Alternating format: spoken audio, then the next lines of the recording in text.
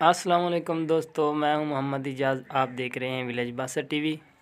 आज की वीडियो कुछ इस तरह से है कि मैं आपको दिखाना चाहता हूं बड़े बच्चे खेल कूद में कैसे मसरूफ़ हैं।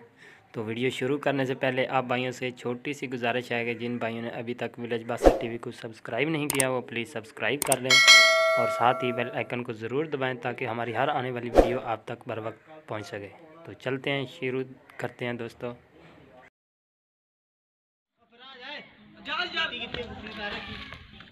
है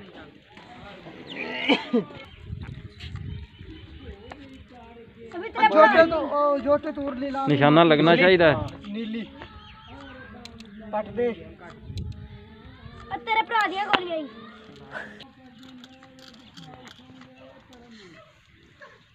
वो लानी है वो कर ले उड़ गई।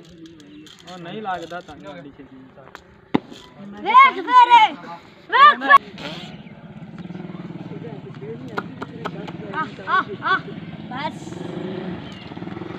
हैं परसों जाना 18 तारीख को तुसी 18 ਨੂੰ ਜਾਣਾ ਅਸੀਂ 25 ਨੂੰ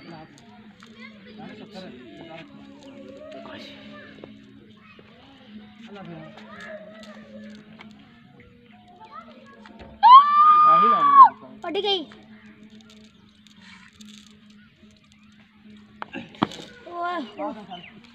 क्या करे